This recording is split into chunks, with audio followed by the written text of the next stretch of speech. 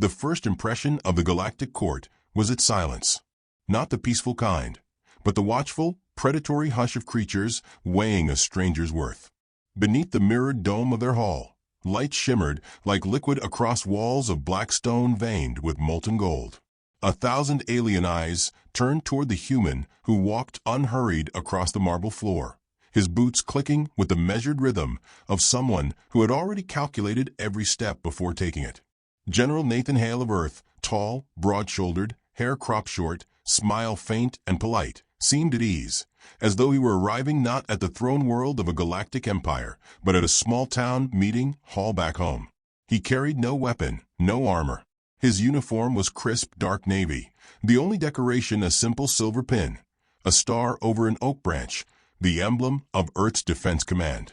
Yet there was something in the way he held himself, loose but never vulnerable, casual but never careless, that unsettled even the most battle-hardened guards. He looked like a man about to host a barbecue, not one who had commanded fleets in wars whispered about like storms. At his side walked Mira, his mate. She was no soldier, no strategist. A woman in her late 30s, hair dark and loosely pinned, a gentle intelligence glowing in her eyes. Where Nathan radiated coiled strength, she softened the space around her like a lantern at dusk. The alien civilians, servants, advisors, minor courtiers, watched her with a fascination that bordered on awe. She smiled at them, genuine and unguarded, and they leaned closer as if a foreign warmth had brushed their cold-blooded skin. "Marvelous architecture," Mira murmured, tilting her head to admire the domed ceiling. Her voice carried easily, light and sincere, with no hint of flattery. "Though I can't help but think it might leak in a thunderstorm." A ripple of confusion passed through the chamber. Nathan's lips twitched. The alien nobles shifted uneasily, unsure if this was humor or insult. He didn't explain. He never explained. The Emperor's voice boomed from the dais, thick with the arrogance of someone certain the universe itself bent to his will. "Welcome, General Hale of Earth. You stand in the hall of rulers older than your species' discovery of fire. Consider it an honor." Nathan bowed slightly, a gesture just shy of mockery. "And yet here we are, sharing the same roof. Time does fly, doesn't it?" Several courtiers bristled. One hissed, another clicked mandibles in disgust. But the Emperor, intrigued, only studied the human with predator's patience. Mira touched Nathan's arm gently, reminding him, without words, to keep the edge sheathed. He looked down at her, and in that glance the entire hall saw something they did not understand. Humans were supposed to be pragmatic, survival-driven, hard as iron. Yet here was affection, open and unashamed, like a bond too fragile for the void yet strong enough to anchor him. The court despised what it could not measure. The reception that followed was a theater of masks. Golden trays of alien delicacies floated between groups. Advisors whispered in dialects designed to exclude outsiders. Alien nobles, jeweled and perfumed, circled the humans like jackals, taking measure with every smirk and sidelong glance. Nathan entertained their questions with dry courtesy, sprinkling in cultural oddities that landed like pebbles in still water. When asked about Earth's military history, he shrugged. "We like to say peace is our default, but peace just means we pause long enough to sharpen the knives." When pressed on Earth's technology, he smiled faintly, still trying to master reliable coffee machines in hotel rooms. "That's our true war." They laughed, some genuinely, some nervously. He never raised his voice. He never revealed anything but civility. And yet every word carried the weight of something unspoken, like a knife hidden in a handshake. Mira, meanwhile, drifted among the alien civilians. She knelt to greet a child with feathers instead of hair, complimented a servant on the embroidery of her robe, asked questions with a curiosity that felt like validation. These were beings who existed only as shadows in the eyes of their rulers, yet to Mira they were worth attention. She carried no authority, but the quiet power of being human and kind, and that was enough to make them adore her. It was during a toast, an elaborate ritual of colored smoke and crystalline goblets, that it happened. An alien noble, broad and resplendent in gilded scales, raised his cup high. "To our honored guests," he said, the sarcasm so sharp it cut even through the translator. His eyes, narrow and gleaming, shifted toward Mira, and to the fragile companion who keeps the wolf from baring his teeth. The hall chuckled. Mira, caught between courtesy and unease, inclined her head with grace. But the noble stepped closer, towering, his scales rattling with disdain. He reached for her hand, not in greeting, but to crush it within his clawed grip. The crack of bones was small, almost delicate against the roar of laughter that followed. Mira gasped, her knees buckling as pain surged white-hot through her arm. The goblet shattered, wine spilling crimson across the floor like fresh blood. For the first time that evening, the chamber fell silent. Nathan didn't move at first. He simply looked at the noble, his expression unchanged, his smile faint and unreadable. Then, slowly, he reached for Mira, steadying her as she clutched her mangled hand. His thumb brushed her knuckles with tenderness that did not belong in a place like this. "On Earth," Nathan said softly, his voice calm enough to chill bone, "we usually shake hands when we meet someone, not break them." The noble sneered, but the arrogance faltered. Something in the general's eyes, quiet, calculating, the promise of storms, made his scales itch with unease. Mira tried to speak, to assure Nathan she was fine, but her words tangled with pain. He silenced her with a glance, so gentle it carried more fury than a shout. Then he guided her toward a chair, motioning for a servant to tend her wound. No urgency, no panic. Every move was deliberate, measured, controlled. The court waited for him to rage, to draw blood, to prove himself the barbarian they expected. Instead, Nathan smiled again, warm as a host at Sunday dinner. "My mate has endured more than you could imagine," he said conversationally, as if discussing the weather. "But I do appreciate the cultural exchange. It's good to learn how other worlds greet their guests." The nobles shifted uncomfortably. Some chuckled, unsure if they were complicit in the joke or the target of it. The emperor leaned forward, studying the human with narrowed eyes. Nathan straightened his uniform and turned to Mira. Her face was pale, but she met his gaze with steady defiance. He bent down, pressing his forehead briefly to hers in a gesture so intimate, so utterly human, that the court felt it like a foreign weapon. When he rose, his voice was soft, almost amused. "You've mistaken kindness for weakness." He let the words hang, his gaze sweeping across the chamber. "That was your last mistake." The silence that followed was not mere quiet, but a void, a vacuum pulling every drop of air from the lungs of those present. The emperor's expression hardened. Courtiers froze, the weight of the human's promise pressing against their skins like gravity itself. And Mira, cradling her broken hand, whispered the only truth that mattered. "Nathan," she breathed, pain-strained yet certain, "they don't understand what they've done." Nathan's smile deepened, calm as the stillness before a storm. "Oh," he murmured, eyes never leaving the trembling noble. "They will." The palace resumed its rituals as though nothing had happened, but beneath the surface the air had changed. The laughter had died, the conversations carried a brittle edge, and every noble who dared meet Nathan's eyes quickly looked away.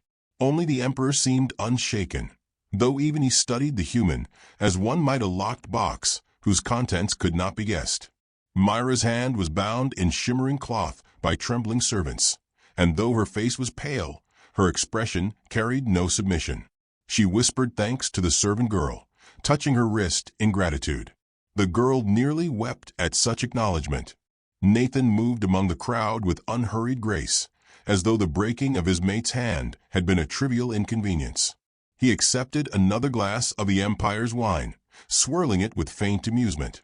"You know," he said to the cluster of courtiers nearest him, "on Earth, when a guest is hurt in someone's home, it's customary to apologize, and to send them home with leftovers. A casserole maybe." Confusion, then uneasy laughter. They could not tell if he was mocking them, or if this was some strange human ritual. He gave no hint either way. His words fell like pebbles into their collective unease, rippling outward until the entire chamber seemed slightly off balance. Mira watched him, the way his shoulders eased and his eyes glinted whenever he smiled, though beneath it all she saw the storm waiting. They had been together long enough for her to recognize the look, the calm before his hand closed around an invisible trigger. She sipped from her cup, ignoring the ache in her fingers. "You're playing with them," she murmured when he passed close enough for only her to hear. "Always," he replied, tone light. But now we move from checkers to chess. The evening dragged into ceremonial dances and processions of wealth.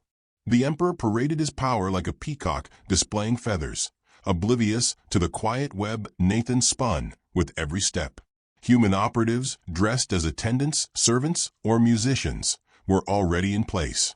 They moved unnoticed, their hands brushing walls, fingers leaving behind invisible sensors no alien eye could perceive. They slipped data wafers into crystal goblets, uploaded viruses with the strum of a harpstring, whispered false instructions into the ears of guards until the guard patrols shifted exactly as planned. And all the while Nathan kept the nobles entertained. He told stories of Earth's trivial struggles, standing in line at the Department of Motor Vehicles, losing socks in the dryer, children stubbornly refusing bedtime. The aliens laughed, thinking this quaint, even as every metaphor carried double edges. "Patience," Nathan told one wide-eyed aristocrat, "is learned from waiting in a 3-hour traffic jam without committing murder. That skill translates surprisingly well to war." Whispers began circulating among the court. Some found his casual wit disarming. Others whispered that beneath the smile, the human was baiting them. The emperor dismissed their worries. "A wolf smiles only when its teeth are sharpest," one advisor warned. But the emperor waved him off with a chuckle. Outside the palace, shadows moved. Human destroyers had been lurking just beyond the sensor net, cloaked not by invisibility, but by manipulation. The Empire's systems, corrupted by code seeded through its own palace servers, now showed nothing but empty space. What the sensors missed, the humans saw: orbital paths, planetary defenses, weak points glowing like red-hot coals in the void. In the chamber, Nathan accepted a slice of some delicacy that bled blue juice. He held it delicately between his fingers and raised a brow. "Tastes like chicken?" he asked. The noble offering it frowned. "What is chicken?" Nathan smiled. "A bird. Harmless, really. But when threatened, it flaps, runs, makes a racket. Sometimes dies trying to cross the road. There's a lesson in that." He popped the slice into his mouth, chewing thoughtfully, eyes never leaving the noble. The man turned pale beneath the scales. Mira leaned toward him. "You're rattling them on purpose." "Rattled people make mistakes," Nathan said softly. "And mistakes are the best camouflage." It began subtly. Lights dimmed for half a breath, then returned. A guard's communicator buzzed static. Somewhere deep in the palace, doors sealed when they should have opened. The aliens dismissed it as technical error. But Nathan watched the Emperor's advisors grow restless, their composure fraying at the edges. He kept Mira close, his hand light on her back, guiding her through the throng like a dancer leading steps. She understood now. Her injury was not a wound alone. It was the fuse. Every polite smile Nathan gave was tender. At one point a noble approached, bowing with exaggerated politeness. "General Hale, surely you do not think us cruel? The incident with your mate was an accident, a misunderstanding." His eyes flicked nervously to Myra's bound hand. Nathan's expression was mild. "Of course. We humans are forgiving. We let accidents slide. Once." He let the pause stretch, then added, "But on Earth, we also have insurance. You break it, you buy it." The noble swallowed hard and retreated. The Emperor eventually summoned Nathan to the dais. The court hushed. Mira stood just behind him, dignified even in pain. "You have come here seeking alliance," the Emperor said. "But let us be clear. The Empire does not kneel to young species who cling to fire and call it civilization. You exist at our mercy. Show us you understand that." Nathan looked up at the towering figure, his face calm, his posture relaxed. He seemed almost amused, like a schoolteacher waiting for a child to finish an incorrect answer. "Mercy," he repeated. "Interesting word. On Earth, Mercy is what you show when you've already won. Do you know the word for when you haven't? The emperor leaned forward, lips curling. Folly. Close, Nathan said, smiling faintly. We call it hubris. Gasps spread through the chamber. An insult, bold and unadorned. Yet Nathan spoke it so gently, as though it were a compliment. The emperor's eyes narrowed, but before he could respond the chamber lights flickered again, longer this time. Somewhere above, the faint rumble of shifting engines carried through the palace walls. The aliens stiffened. The emperor's advisors rushed to his side, whispering urgently.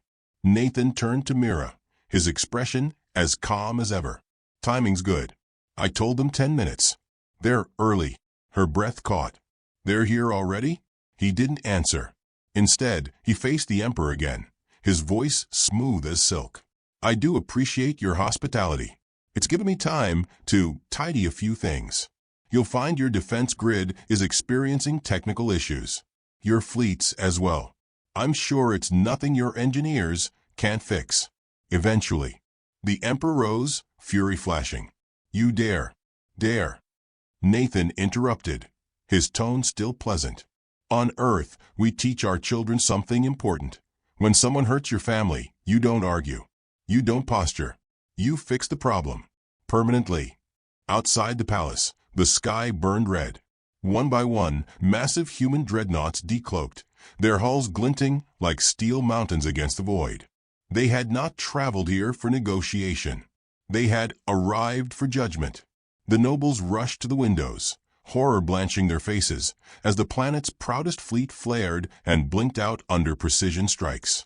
No fire wasted, no chaos, just efficient, surgical destruction. Nathan lifted his glass in a toast, his eyes never leaving the emperor. To family, he said softly. Mira, her hand still bandaged, leaned against him, her voice low. Nathan, what have you done? He glanced at her, expression unreadable. Laid the trap. Now we close it. In that instant the palace itself shuddered, lights dying as the human virus reached its core. Doors slammed shut, locking nobles inside. Communications crackled and failed. The emperor roared commands that no one could carry out. Panic spread like wildfire. Nathan set his glass down, his smile faint but sharp as a blade. He took Myra's uninjured hand and pressed it to his chest. You asked if I was playing with them, he murmured, just for her. I was. But the game's over now. And as the palace windows filled with the glow of burning ships, as terrified aliens realized the humans had never come in peace, Nathan Hale spoke the words that would echo through history. You hurt my mate, and now your world will burn. The sky over the throne world was no longer black. It blazed with the red glow of fire raining from the heavens, a terrible aurora cast by engines and weapon fire. The nobles pressed against the tall crystal windows, their jeweled claws scratching the glass, as human dreadnoughts unfolded like leviathans, steel and silence stretching across the void. Each vessel moved with deliberate patience, like predators circling wounded prey. Inside the palace, chaos was breaking the seams of centuries-old ceremony. Courtiers screamed in dialects that tangled into incomprehensible noise. Guards tried to raise weapons, only to find targeting systems dead, their rifles registering phantom errors. The emperor shouted commands, but his voice was swallowed by static as communications dissolved into nothing but human laughter spliced into the channels. Someone had looped an earth song, low gravelly, a man singing about fire burning higher, until it became the soundscape of doom. Nathan Hale did not raise his voice. He didn't need to. His silence was enough. Standing tall among the panic, he looked like a man who had expected every flicker, every broken circuit, every scream. His uniform remained neat, his posture casual, as though this galaxy-ending calamity were merely a Tuesday drill. Mira stood near him, her bandaged hand clutched to her chest, but her gaze did not waver. She watched the world unravel and knew, with cold clarity, that it had been inevitable from the moment they dared lay hands on her. The emperor tried again. Hale, call off your fleet. His voice cracked like stone under strain. This is slaughter. Nathan turned his head, the faintest smile curling his lips. Slaughter? No. This is discipline. His words fell soft, almost lost in the panic, yet every ear caught them. Every heart froze beneath their weight. A shudder rolled through the planet as orbital strikes blossomed into columns of flame. Entire garrisons vanished in silence, their shields pierced not by brute force, but by codes humans had threaded into their systems weeks earlier. Every move had been anticipated. Every defense turned inside out. It wasn't war. It was execution. Mira tugged at his sleeve, whispering, "Nathan, they're terrified." Her voice trembled not with fear, but with the unbearable weight of empathy. She had always seen people, alien or human, as beings with hearts that could break. Her plea wasn't for the nobles, who laughed as her bones snapped, but for the servants, the children, the ones huddled in corners, now as fire cast their shadows long. His eyes softened when they met hers.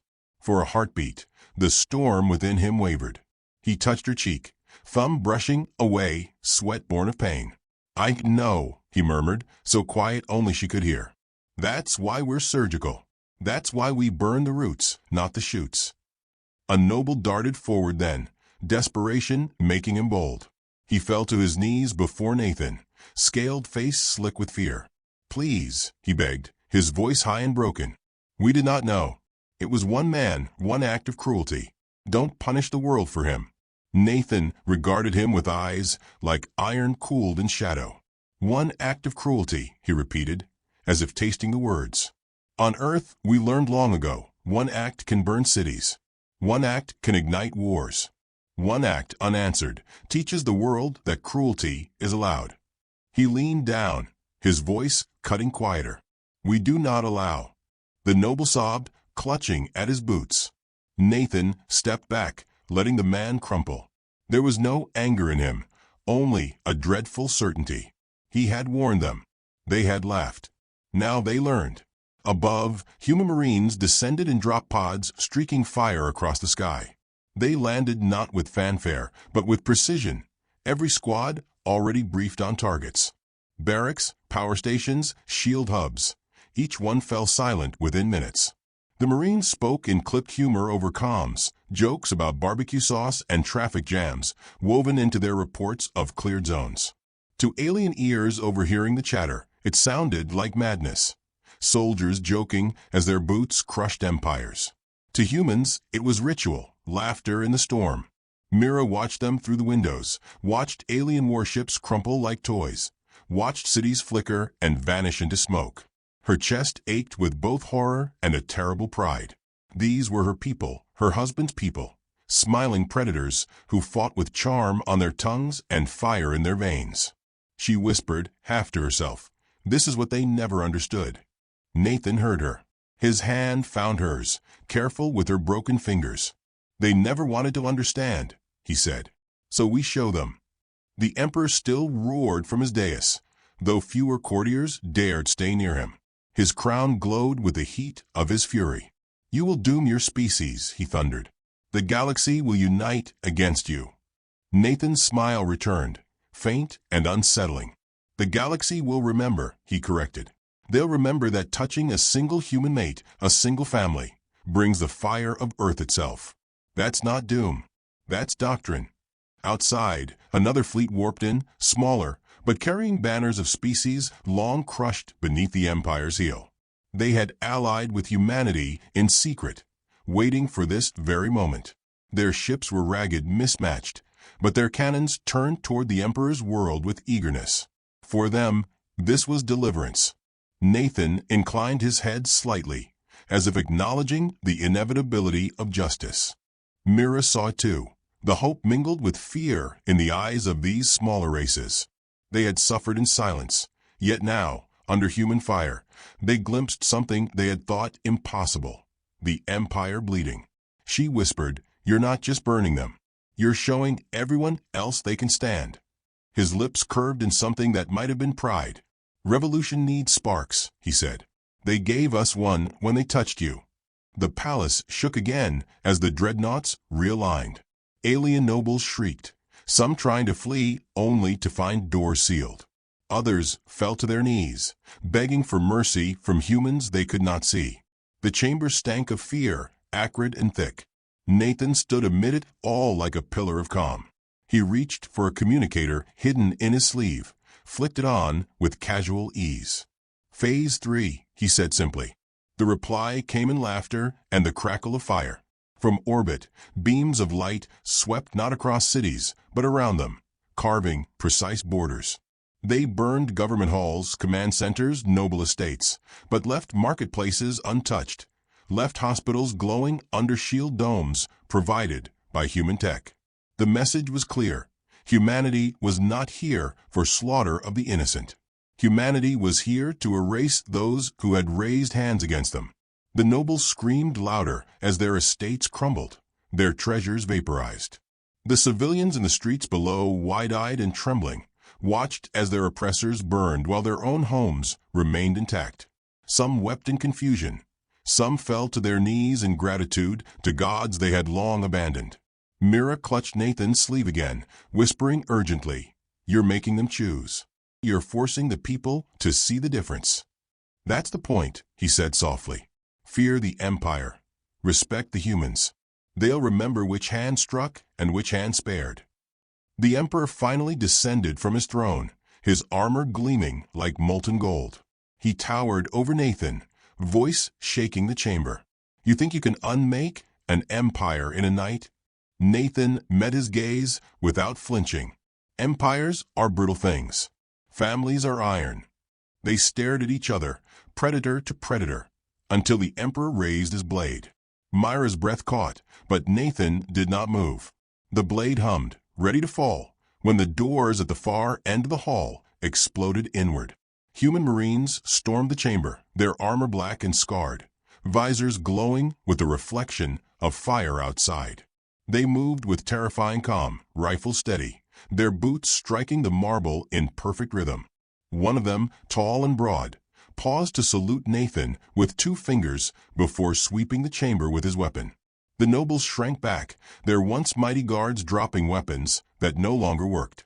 The Emperor snarled, but even he faltered at the sight of these soldiers, apex predators smiling beneath helmets, humming earth tunes as they advanced.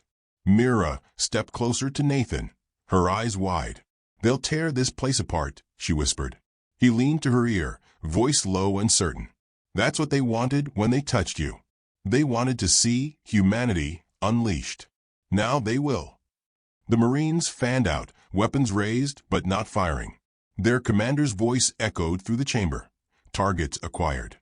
Awaiting orders. Nathan looked once at Myra's bandaged hand, then back to the Emperor, whose crown trembled with rage. His own voice was calm, almost kind. "We're not here for war. We're here for justice." And with that, he lifted his hand. The chamber's lights dimmed, the palace trembled, and the world outside screamed under the weight of fire. The throne chamber smelled of fire and fear. Smoke threaded in from broken windows, carrying the acrid tang of burning metal and the faint sweetness of alien blood spilled in the streets below. The nobles huddled like cattle pressed to the walls, jeweled robes smeared with ash, their whispers sharp and frantic. The Emperor stood at the center, towering in his gilded armor, the crown upon his brow glowing like captured suns.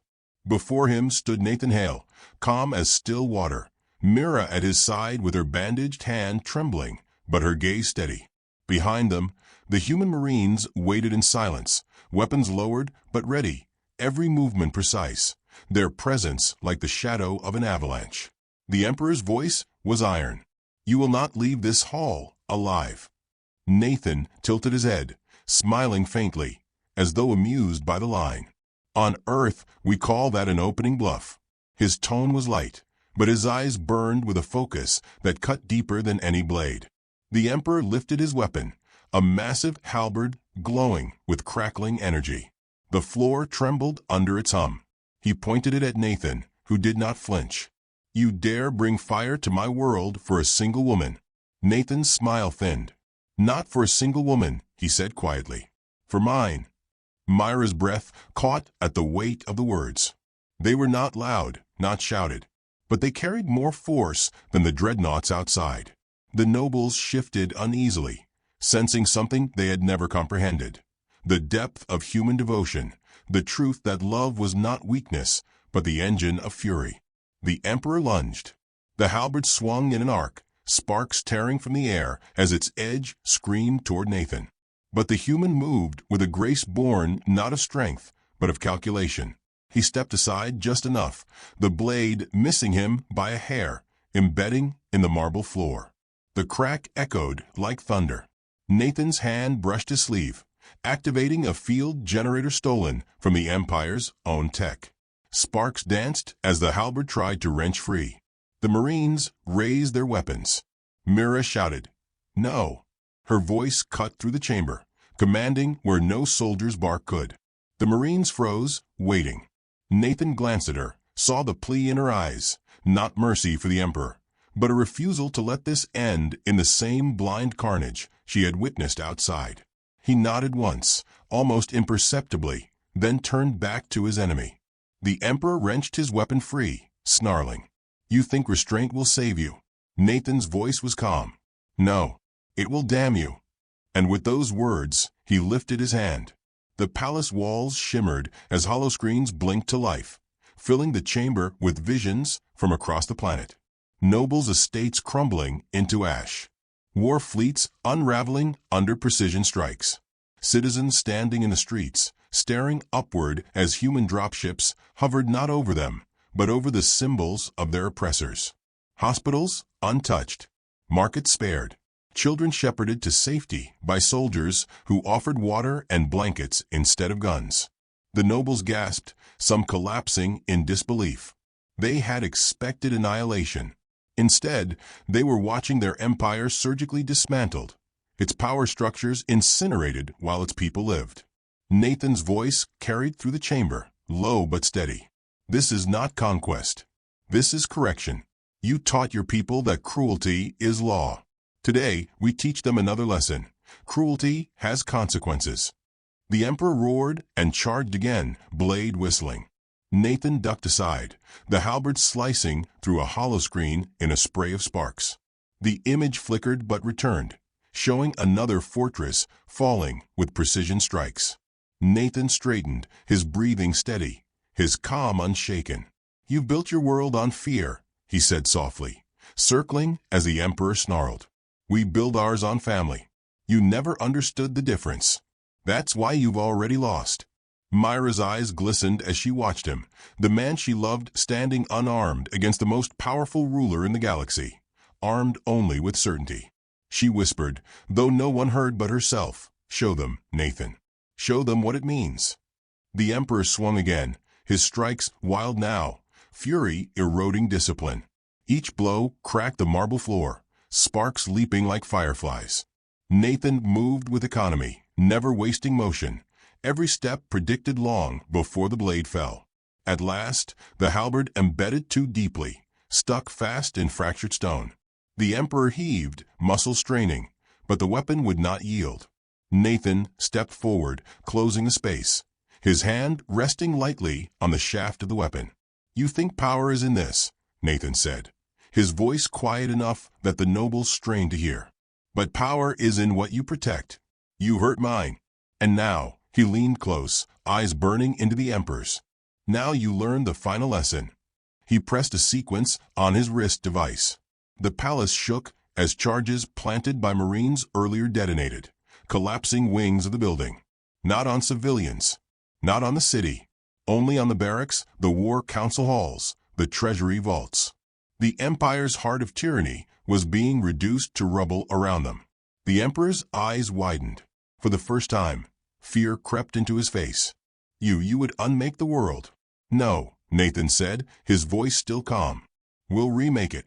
The Marines advanced, encircling the dais. The nobles dropped to their knees, some wailing, others begging. Mira stepped forward, her bandaged hand lifted like a banner of quiet defiance. She faced the Emperor directly, her voice steady despite her pain. "You thought breaking me would break him," she said. "But all you did was show the galaxy what we fight for." The Emperor snarled, a cornered beast, and lunged barehanded at her. Nathan moved before anyone else, intercepting with speed that defied belief. He caught the Emperor's wrist mid-swing, twisting, forcing him to his knees with a single precise motion. The crack of bone echoed. The chamber fell silent. Nathan leaned close, his voice as soft as a whisper. On earth, we say you reap what you sow. Today you reap fire. The emperor collapsed, his crown tumbling across the floor. A marine stooped, picked it up, and without ceremony set it ablaze with a plasma torch. The metal warped, jewels cracking, until it was nothing but molten slag. The nobles watched in stunned silence, centuries of dominance vanishing in smoke. Nathan released the emperor, letting him fall in a heap. He turned to Mira, his expression softening, his hand gentle as he touched her arm. It's done. She shook her head. No, Nathan. It's begun. Her eyes swept the chamber, the marines, the nobles, the holoscreens showing a world in ashes, but alive. They'll remember this day, not just as fire, but as a warning, and a chance. He studied her, then nodded. She was right. This was no ending. It was a beginning written in flame. The marines moved to secure the chamber, binding the emperor's hands, disarming what few guards remained. The nobles cowered, their finery soiled, their arrogance stripped. Nathan addressed them, his voice even. Your world will survive, but it will never be the same. Remember this. Humanity doesn't start wars lightly. But if you harm one of ours, just one, we end them. Silence answered him. Silence and the crackle of fire in the distance. Mira stepped closer, her uninjured hand slipping into his. She winced at the ache in her broken bones, but held his gaze. What will they call this day? She asked softly. Nathan looked past her, out the shattered windows at the burning skyline, at the dreadnoughts hovering like sentinels. His expression was unreadable, but his words carried the weight of stone. They'll call it the day they learned not to touch humanity's heart. The chamber trembled again, dust falling from the dome. One of the holoscreens flickered, showing smaller alien worlds, cheering as news of the Empire's fall spread like wildfire. Voices rose, chants of freedom in tongues Mira didn't know, but felt in her bones. She leaned into Nathan, whispering, You've given them hope. He squeezed her hand gently. Hope is dangerous, he murmured. More dangerous than fire. The marines stood in silence, the emperor kneeling broken before them, the nobles stunned into obedience. Outside, the world burned with precision, carving a new map across the galaxy.